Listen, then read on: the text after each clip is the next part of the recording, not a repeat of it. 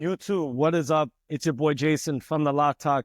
We're back for another NBA Game Day breakdown for March 13th, 2025. And let's get straight into it, man. We've been on an insane run. Excuse me. I am 10-2 in the last 12 plays I've given out in my premium. I'll put something right here.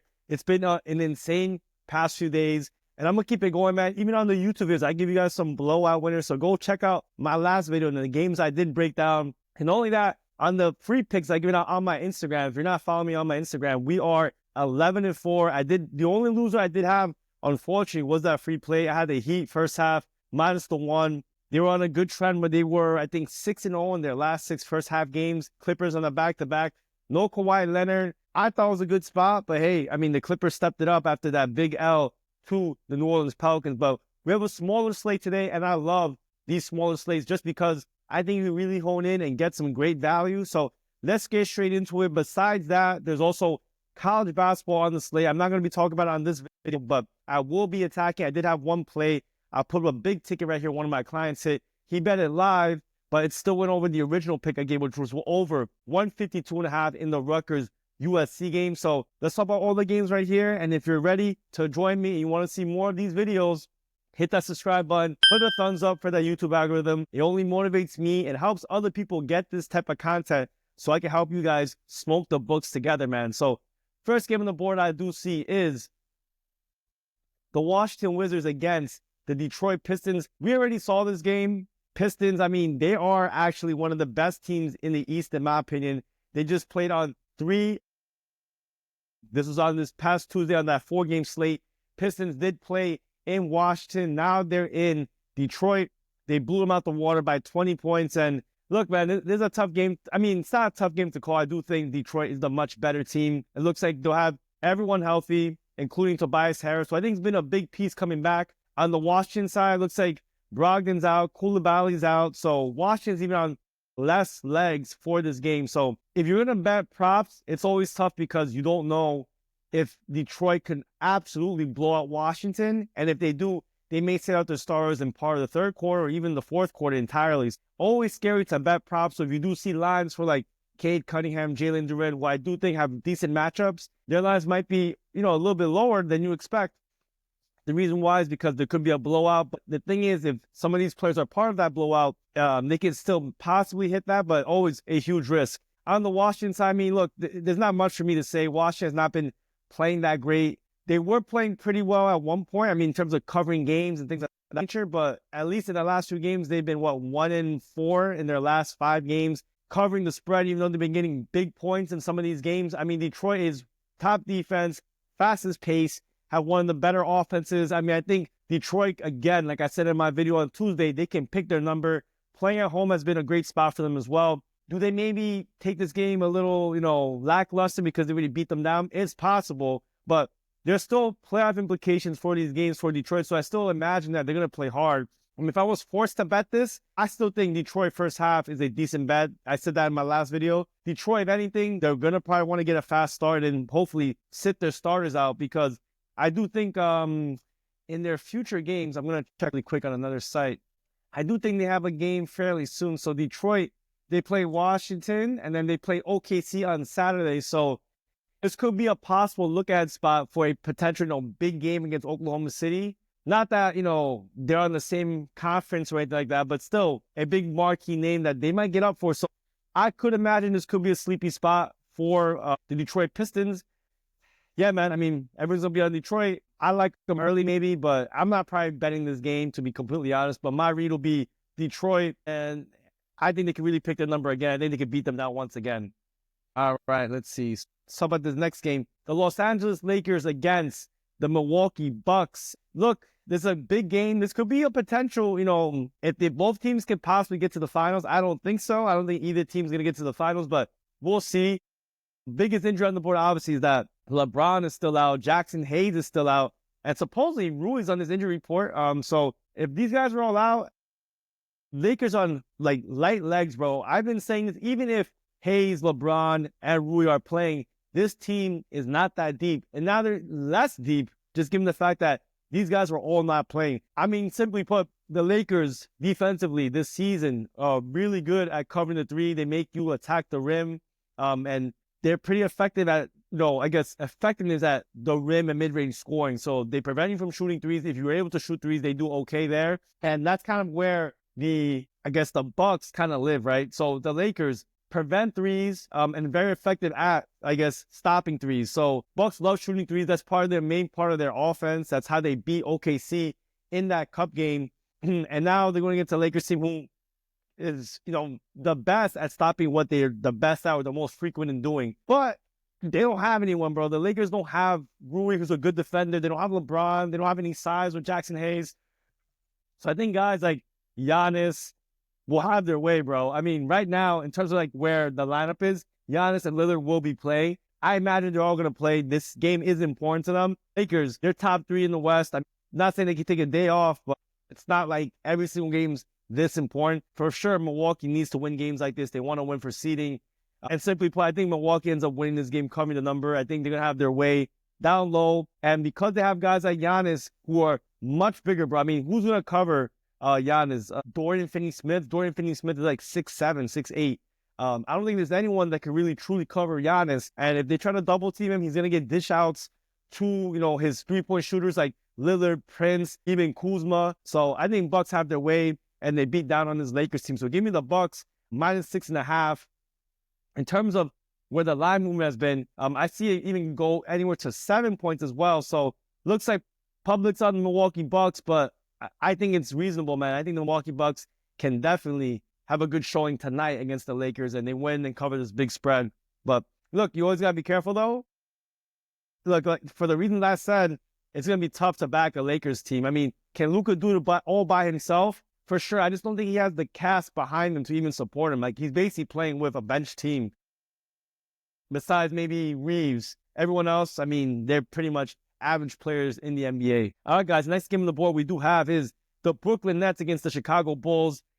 This is a pick'em game almost, -2.5 for the Bulls. But the one thing I'll say about this game is that we have a big injury on the Bulls side in Josh Giddey, bro. Josh Giddey, Ayo Dosunmu. I mean, Giddey, I think he came out in a boot when he got hurt in his last games. I don't think he's going to be back for a while. Maybe he might be out for the rest of the season. We'll see. Obviously, their season's pretty much done. They did have some chance at one point to maybe get a playoff run, but now I think it's pretty much over. And the Brooklyn Nets, they got Cam Thomas back, who you could love or hate him. I mean, the guy brings a lot of offense and energy to that team. Definitely makes him take a step back on the defensive side, in my opinion, but he does bring some offense, so this game should be exciting. Over-unders at 230. I think without Josh Giddey, bro, this team is not the same. I think Josh Giddey is a huge piece for even though people hate Josh Giddey and talk a lot of trash about him for his past, mistakes and things like that. Josh Giddey is a good rebounder, passer, playmaker, and he can score, man. I mean, I don't know. I think without Josh Giddey, this game should be a pick'em, but I like Brooklyn in this game, man. I mean, you look at the stats right now, right? Brooklyn's offense, defense, not that great. Chicago, I mean, their offense has been a little bit better, bro. I'll say that much. And the thing is, but, their defense has been okay. They've been league average, but I think without Josh Giddey, this team is not as deep. I'm not trying to say Josh Giddey's like a star player, but I think he's pretty important to this Bulls team at least. One thing they do have is that Vucevic will be back. So the Nets center defense isn't that great. It's never been historically that great, even though they have big guys like Claxton.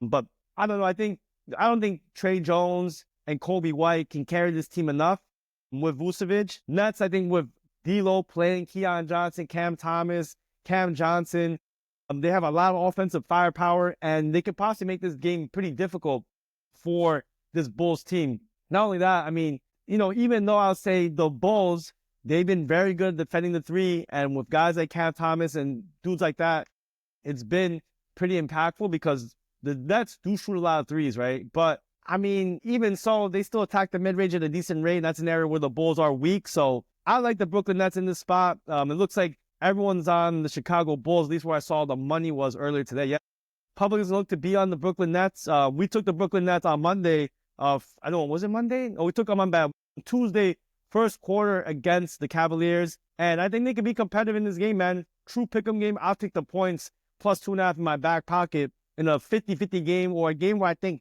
the Nets are actually in a better spot. in my opinion, one of the best role teams in the NBA this season at covering the spread. But of course, that's been with huge spreads, not low spreads like this, but I do think they could be competitive. All right, guys, we're up to the last 2 games on the board. But before I talk about this game, I do want to mention one of our partners in the sports betting space. I want you guys to get the best promos for whatever you do. The reason why I say that is because you have to get all the best bonus codes. So if you want them for your next sign up, you also get a free week with us in premium. Just go to that pinned comment down below. I'll put it in the description as well, so you guys can get a deposit match or at least a 50% discount on your first sign up on Vivid Picks or NOVIG. Available in most states. Go check them out. And let's get to this next game, man. Next game on the board I do see is the Orlando Magic against the New Orleans Pelicans, man. New Orleans Pelicans getting 2.5 points at home. This is a low spread, bro. I mean, don't you remember when the Magic were getting insane spreads? I mean, I did at least, but now, looks like, the games are getting close. I mean, Magic have not been playing well, bro. I mean, I don't know what's been up. I don't know if missing Jalen Suggs has really been that big. I mean, they've been injured all season. Again, I said this before in another video. The Orlando Magic have been one of the most disappointing teams for me this year because they were a money machine for me last year, bro, and the year before that. But hey, we'll see how they go in this game. I do think Orlando can be competitive in this game. I think they have good defense. The Pelicans will be missing Olynyk. He's out for personal reasons. And Yves Missi is a game-time decision. So if they don't have Yves Missi, they're going to be missing a lot of size. But, hey, they have Trey. They have Zion Williams, absolute McCollum, absolute killers on the offensive side. Zion can obviously do it all. Orlando's Magic's defense has been, I'd say, average, bro. Like, people still tout them as, like, top defense. Their defense has not been that great as of late, at least, right? Orlando Magic is now third in terms of defensive rating over the last 7 games. New Orleans Pelicans, though, I mean, not been that great, though. 28. The thing is, the big difference is the offense. New Orleans Pelicans offense has been much better. Orlando Magic's offense has been terrible. Orlando plays at a very, very slow pace, so, it's always tough to play teams like this, right? I don't know, man. It's a really tough game for me because I can definitely see a game where trying to think. Like, I can definitely see a game where Orlando Magic makes it tough. Their defense pulls through, but, possibly New Orleans Pelicans, the Orlando offense just can't do anything, And it's been like that, bro. They're bottom quartile, like one of the worst offenses in the league, along with the Wizards, the Heat, and the Hornets. So it's a really, really, really tough spot for me to pick it. I think it's truly a pick'em game. New Orleans has been really good at home, bro. I mean, historically. You obviously saw them get a win against the Clippers. A pretty tough team, very similar to the Magic, where they have good defense, but not the most explosive offense, even though I'd say the Clippers offense has taken a step up as of late. And like the Pelicans, in terms of the defense of where the Magic have done fairly well, I guess their weakest point has been the three-point shooting. They do prevent a lot of threes and make you attack the basket, right? But in terms of the Pelicans, man, I guess if they want to do anything, right, they attack the basket at the highest rate among all of their offensive shot selections. So in my opinion, if Orlando forces them to the basket, that kind of plays right into the hands of the Pelicans. Orlando, as you can see, they have not been covering any of these games. They're like, 1-8 in their last 9 games or something like that. Pelicans have been doing a little better. They obviously got that absolute outright win against the Clippers. And we take where the money's been at. Looks like everyone's on Orlando, bro. But I don't know, man. Obviously, I think the injuries definitely do matter today in this Pelicans game. It's a very short line. Makes me initially, I was like, wow, this seems like a steal for Orlando. But let's see if Yves Missi plays. If he doesn't play, I think this line could move maybe a point. Maybe you get like Pelicans plus 3.5. I do think Pelicans can be competitive, and this game could be close, bro. Just the Magic's offense has not been that great, and their defense has not been that great. I actually think the Pelicans have been playing the better ball as of late. And I'm going to pick them here, bro. I'm going to fade the public on this one. Giving the Pelicans plus 2.5. I think they win this game outright. But if not, I think you could get maybe a plus 3 later in the day as more people see this. And also Yves Missi is out. Because I think they need some size. Because the Magic, even though their defense has not been the best, they do have a lot of size on this Pelicans team. And all right, guys, probably one of the, bigger games on the board today in terms of like playoff implications and things like that, we have the Sacramento Kings against the Golden State Warriors. This is kind of like a rivalry game, right? I mean, both teams, I guess, in Northern California, right? I think Sacramento's in Northern California, or pretty sure, but California battle, bro. Kings against the Warriors. Let's see where this goes. But the biggest thing probably in this game is probably this right here. It's always this, right? The injury report. Who's going to play? They say Sabonis a game-time decision. I don't know. I thought he was going to be out for a little bit longer. But if he does come back, hey, we'll see. I said it in a previous video. I think I said Monday or Tuesday. But when Monk and Sabonis were out, the Kings were actually the best-rated team in the NBA. I mean, these guys are going to come back. I don't know. Maybe them coming back has been a bad thing for betting. But we'll see. Even if Sabonis doesn't come back, I still think this could be a good spot for the Kings. I mean, the Kings have actually stepped it up on both sides, the offense and defensive side. The Warriors, though, I mean, they've been having one of the better defenses in the league. But right now, the Kings are actually one step above them in terms of rating. Offensively, though, the Warriors, though, top 10 in offense. Sacramento Kings right below the middle of the pack right now in the league.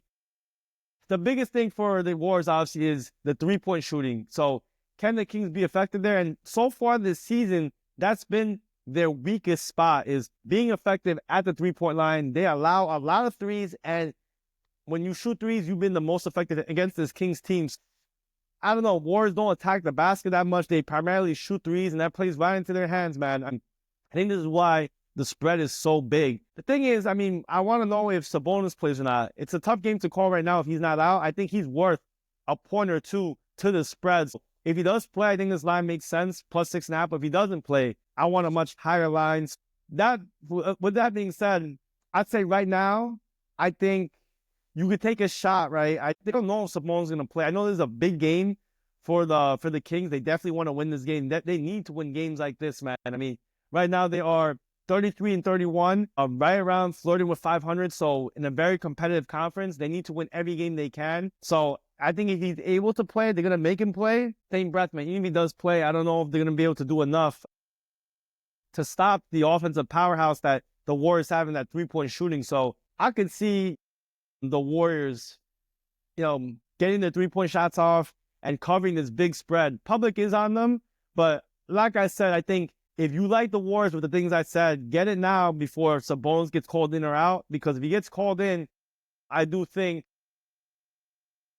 maybe this line could go to like 6, but if he doesn't play, this line will go to 8. So yeah, 50-50 still on that injury report, but obviously that's part of the game. And that's what it is, man. Thank you so much for watching all these games. It's been helpful.